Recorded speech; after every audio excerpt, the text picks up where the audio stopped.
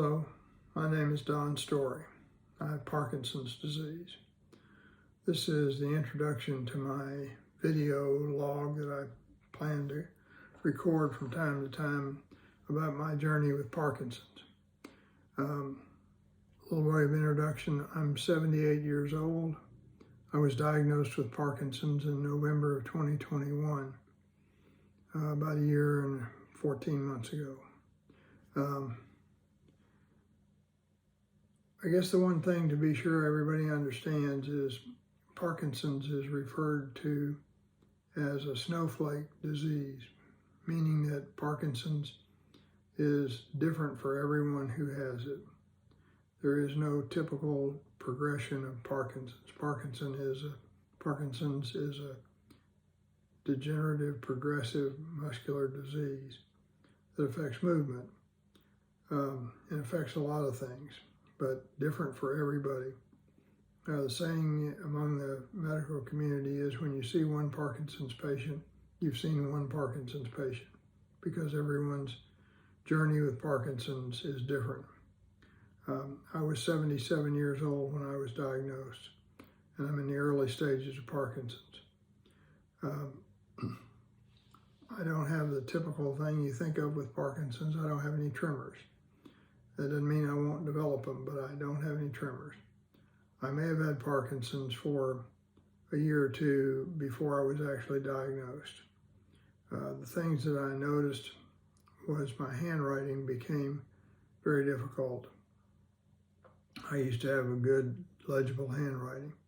My handwriting became progressively worse, difficulty with the formation of the letters being accurate and being appropriate height.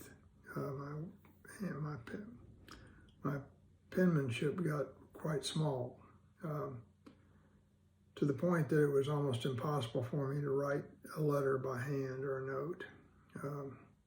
Now it's difficult for me to sign my name. I have to really do some exercise with my hands and sign my name to get it to be anything similar to what it was before. The other things that I noticed that I didn't really realize what it was involved with Parkinson's was difficulty standing. So I started going to the fitness center and got a personal trainer so that I could work on my muscles strength. Excuse me, that helped. But it's still difficult to stand, and getting in and out of the car is slower. It's not that I can't do it, it's just that it takes time. As with everything, Parkinson's tends to slow you down. The thing I didn't notice that other people have said happened to me was my voice got different, got softer. I noticed for a while that sometimes when I'd get on the telephone, I'd get a scratchy voice and kind of have to keep clearing my throat. That's another Parkinson's sign, difficulty swallowing, and you do tend to get a softer voice. Because the other thing that happened that I didn't realize was Parkinson's, I walked a lot. And in walking, I suddenly noticed that my right arm didn't swing when I walked, the way you normally do, where your arms are swinging as you step. My left arm was swinging okay, my right arm wasn't. So in August of 21, I had a primary care visit. My primary care doctor said, "You have some movements that look Parkinsonian to me. I suggest you talk to your neurologist," which I have. I also have peripheral neuropathy, and that's what I went to see the neurologist for. So I mentioned it to the neurologist. He watched me walk. He said, "Okay, we're going to do some tests." I had a brain MRI to be sure that I hadn't had a stroke or have any transient ischemic attacks. I'd had a brain MRI a couple of years before for eye problems. They wanted to be sure there wasn't any nerve involvement in my eye pressure difficulties. I have glaucoma. So they had something to compare with, and they said there was nothing, no difference. And it was the same as it had been 2 years before, and all normal. So then that eliminated the first question, was whether or not I'd had a stroke or not. So then I had a special test called a dopamine transporter scan. Test involves getting an injection of some radioactive material, waiting 2 hours, then having a scan. Not like a CT scan, but you do get into a position like that. But then a small screen moves around your head, kind of close sometimes. And the result of that is they get a picture of how well dopamine is being produced in your brain. That's the key element with Parkinson's.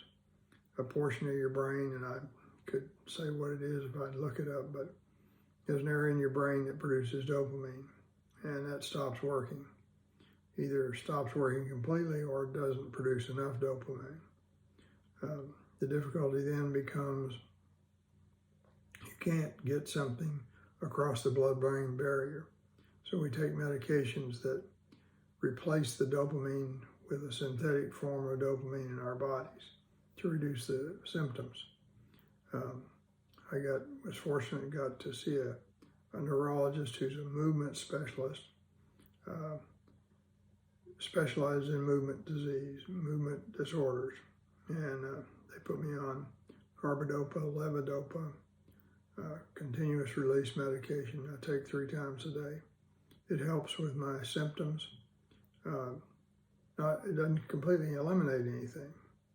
The other thing that you have to do if you want to slow down the progression of Parkinson's is exercise, exercise, exercise. So I do that a minimum of 5 days a week. I have a personal trainer I work with 2 days a week on weightlifting to maintain my strength, and then on 3 days a week I go to a fitness center that's specifically for people with Parkinson's. And you don't have anybody else there, just all Parkinson's patients. There are usually about 14 of us, sometimes more, sometimes less. We have a coach. They set up routines for us to do. It involves boxing, which has been shown to be good for Parkinson's. So about half the time we're doing boxing things, not against each other, but boxing against bags and various and sundry speed bag, heavy bag, whatever. And then the rest of the time we're doing agility stuff, working on balance, various things that we do. So it's an hour exercise, coached exercise for an hour, 3 days a week. So that's 5 days a week. On the weekends, if I can, I go for a walk. I really find walking is helpful for my overall mobility. But that's sort of where I am right now. Don't know how things are going to go. There are various and sundry things that can happen. I know from talking to the folks who are my sort of classmates, if you will, at the fitness center who have Parkinson's, and we have a real active Parkinson's support group here. I live in Georgetown, Texas. We have a great Parkinson's support group here, and we meet monthly, and we talk to one another. We get special programs, medical personnel, exercise people, provide information every month. That's very helpful. I forgot what I was going to say. But that's it's really key to learn from other people what they're experiencing. Some of the people that I'm exercising with have been living with, fighting Parkinson's for 14 years. They're seem the same as I am. And I learned later on that they've had deep brain stimulation because they had severe tremors. The deep brain stimulation helps control those tremors, maybe eliminate them. So there's lots of possibilities downstream for me. Don't really know. And like I say, everybody's vision, everybody's journey with Parkinson is different. So we'll see how mine goes. I'm going to record these videos probably about every week, talk about various things that are going on, how I'm feeling. And I'm doing this on video because it's difficult for me to type. I tried trying to do a log, and it's just very difficult for me to type. I think that's a Parkinson's thing. I seem to have a certain amount of dyslexia with typing. I reverse letters. It's also, for some reason or other, I can't seem to consistently get a capital letter when I want. I hold the shift key down and then I'll let the shift key loose go before I press the letter that I want to type. So I go back, replacing lowercase with uppercase letters a lot. And there's no speed typing anymore. It's time consuming and difficult. I've tried doing dictation in the machine. I use Mac computers. I can dictate, but then you've got to do all the punctuation and audible punctuation. So when you get to the end of a sentence, you have to say period, that sort of thing. It requires some exercise to get clear. And sometimes it doesn't get the words right. Part of that may be my fault. My speech may not be great. So I'm trying various and sundry things, and that's just kind of part of what I want to be sure I document, that I'm trying. But the key thing is you have to fight to keep the Parkinson's from progressing quickly. The key to that is exercise. There's lots of educational resources out there to learn about Parkinson's. And the other thing you need to do is you need to socialize. Don't want to become isolated. If you saw me, you wouldn't really know I had Parkinson's unless you noticed that I walk slower. I have a smaller gait. It takes me longer to get from point A to point B than most people do. I use my Apple Watch to record my exercise. When I walk, I find that the time to complete a mile is increased.